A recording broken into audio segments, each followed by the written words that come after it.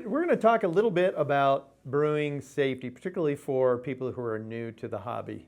For me, I see so many people brewing with flip-flops and shorts and all that, and it's not if, it's when you're gonna get a hose that blows off, or you're gonna bump a kettle and it's gonna splash on you.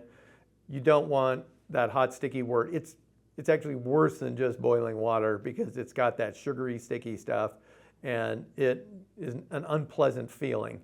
So always wear closed shoes, long pants, and if you're going to be stirring or anything, I highly recommend some thick neoprene heat-resistant gloves.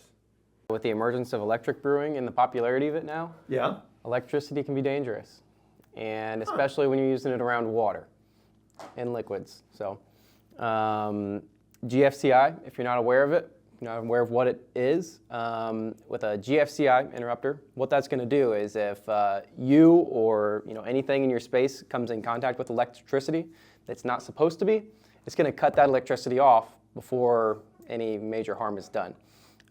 So it's like milliseconds. It's like wearing a free, parachute that as soon as something bad happens, it blows up and you're good. You don't burn your house down or get electrocuted. Yep. So that doesn't give you free rein to be careless with your electrical stuff. Yeah. So and just being mindful. Try not to pour water over your electronics.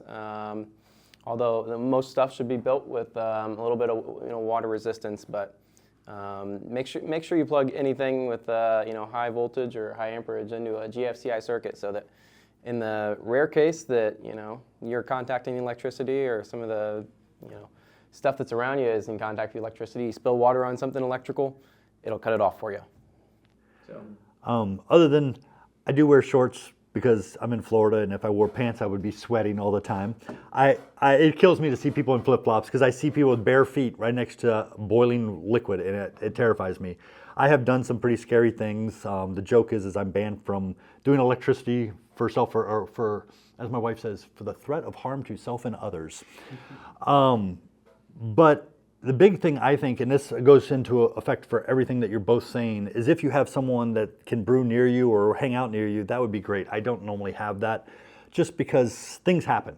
And having someone there to look out for you or help you in case of an emergency.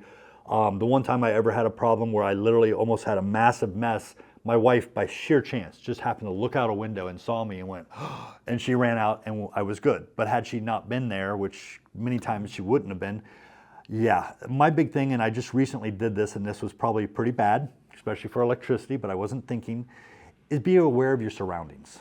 Be massively aware. I am very careful. I have a rubber mat that I like to walk on because my back gets sore. I have my cords. I always try to get them in certain places so I know where they are, because they're still in my way. I don't have enough to go over me or around me, but I make sure they're out of my way. The problem I wasn't thinking about recently was that I have a ceiling.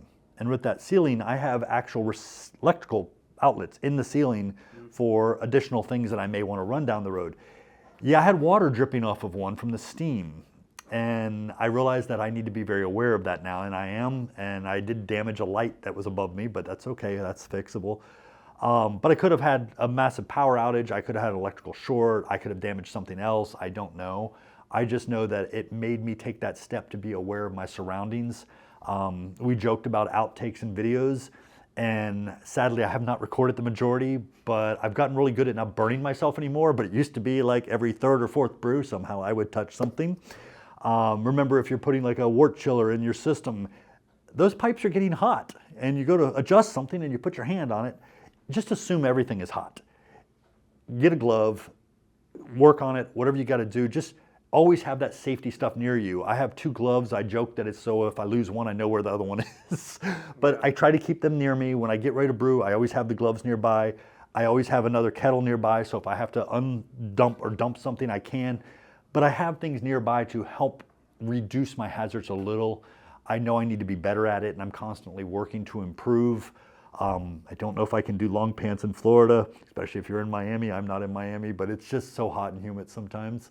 And recently I've been doing some stuff on a ladder while I'm brewing, which I know is scaring a lot of people. And Especially the ladder manufacturers. Yes, I'm doing it for the camera, but I am working on trying to find a better solution that's a lot safer. I just haven't gotten there yet because sometimes solutions cost money, but your life is very expensive to replace because it's not replaceable. So, yeah, and I have enough scars as I've gotten older. I don't need any more. Yep. And to add to the, the heat concern is, boiling wort can be pretty hot, but what's hotter than wort is even steam. So yes. when you're brewing, and especially when you're boiling, you don't want to boil with the lid on, or especially not with the lid clamped on. I've heard of instances with people who are clamping a lid on, and they go to release that thing, and you've got pressure built up, and all of a sudden a big rush of steam, and that's just a major no-no. So one of my key things that I always did, because when I started brewing, I had little kids at the time. They're all grown up now. But keep little kids and pets out of the area. Those little monsters do not have impulse control, and the last thing you want to see is one of them get burned, and they just don't understand what's going on.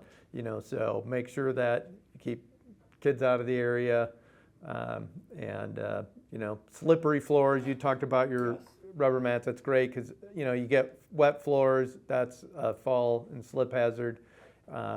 In my brewery, I put that epoxy garage floor stuff down with the little sprinkles that make it a little rough, and that's nice not having to worry about wiping out. I did the epoxy without the flakes, so mine's very smooth, but like I said, I have rubber mats down. yeah, as much as you can plan out your brew day, you're always going to have a little liquid somewhere. A little surprise. Yeah, that's what makes it fun. And I didn't think about that. I don't have young ones, but if someone comes into your brew space, they're very unaware of all the dangers that are sitting right there. And I have seen people, not on that, but on engines, walk up and go talking to somebody and just literally put their hand up against it as they lean and go, and burn themselves. And a kettle, even the anvil, even with the double, it's still hot. It's very hot. And a little kid's never going to think about it. They see the steam coming out of the top, but they don't realize that inside that's all hot. And if they put their hand to, hi, Dad, yeah, you might find yourself going to the hospital and shutting your brew down.